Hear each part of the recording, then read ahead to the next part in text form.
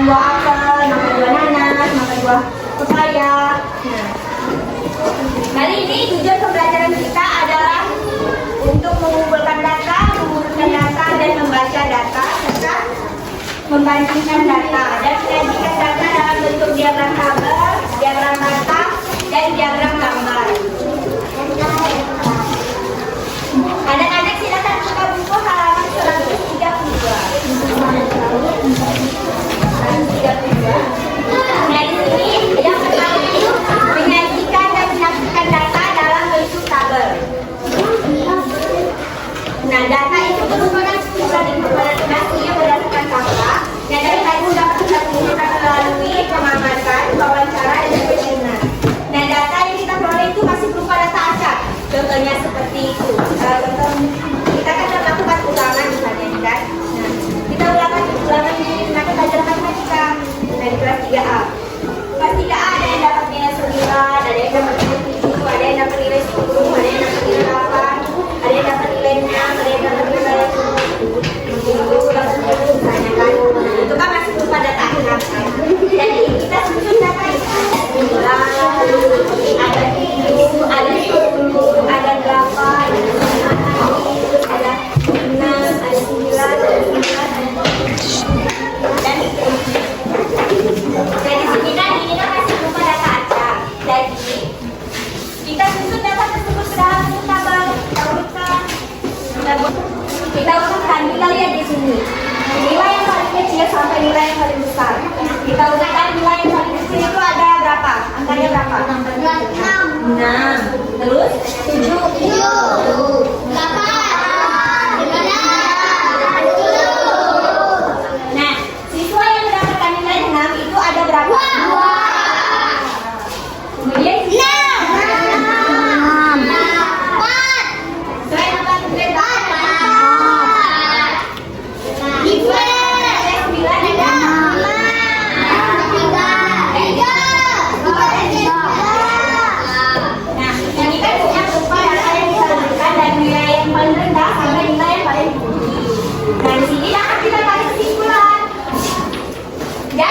Kesimpulannya ini, siswa yang peroleh nilai 9 itu lebih banyak dari siswa yang peroleh nilai 10. Berarti siswa yang peroleh nilai 9 itu ada jumlahnya ada berapa?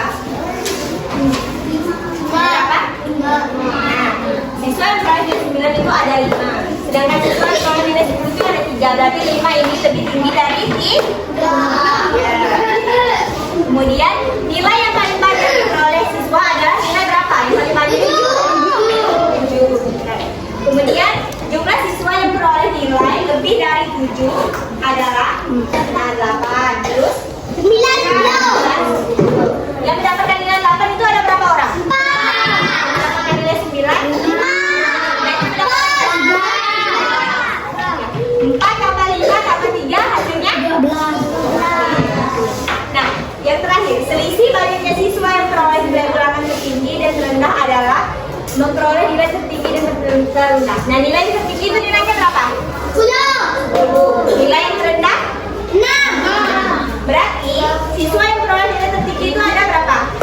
Nilai 3. Ya. Siswa yang memperoleh nilai yang rendah ada 2. Jadi selisih itu merupakan pengurangan. Berarti nilai tertinggi ada 10 dan nilai terendah ada 6. 3 dikurang 2. Jadi selisih antara nilai tertinggi dan nilai terendah itu ada 1.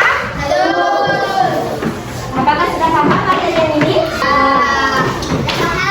Yakin? Ini di sini menyajikan data dan menampilkan data dalam bentuk diagram gambar. Halaman 135. Diagram gambar itu merupakan diagram yang menggunakan gambar-gambar untuk menyatakan banyaknya data. Nah, suatu gambar dapat mewakili satu atau beberapa data. Ya. Nah, di sini ada contoh. Di sini ada contoh data penjualan telur. Kemudian diubah ke diagram gambar. Data penjualan telur dari hari Senin sampai hari Minggu. Nah, jumlah penjualan telur pada hari Senin itu terdapat 5 kilo. Jumlah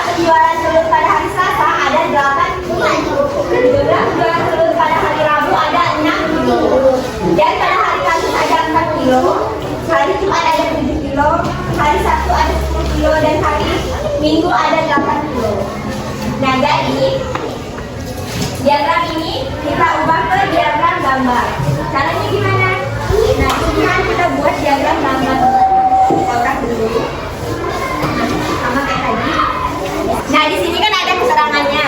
Setiap satu telur itu mewakili 1 kilogram telur. Nah, berarti pada hari Senin terjual ada 5 kilo telur. Berarti kita buat ke diagram gambar, berarti telurnya ada berapa? 5. Oke, betul. Ada 5 telur. 1, 2, 3, 4, dan 5. Kemudian hari Selasa ada 8. Nah, berarti gambarnya ada berapa? 8.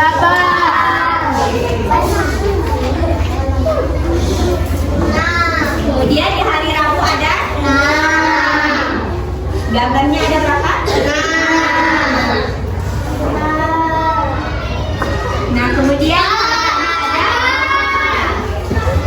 hari Jumat ada 7. Berarti gambar telurnya ada 7. Ini adalah diagram gambar.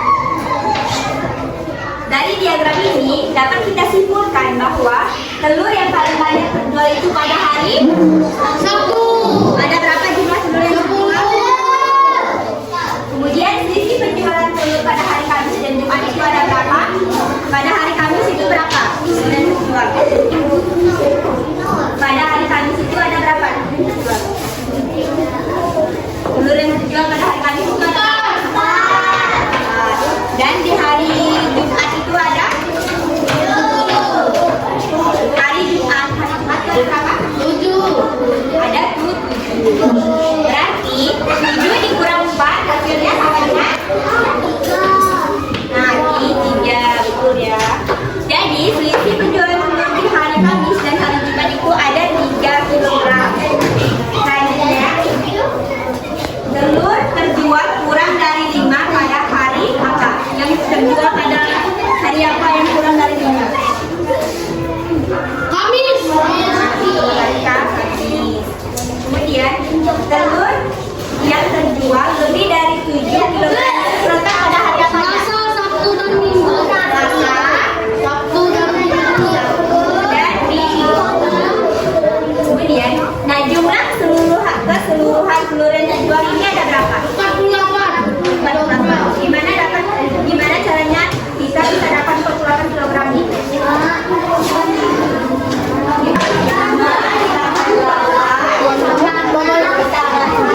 Tambah 4, tambah 7, tambah 10.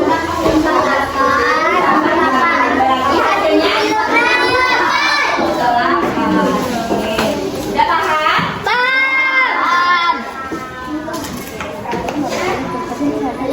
Yang C, halaman 138. 138. Ya.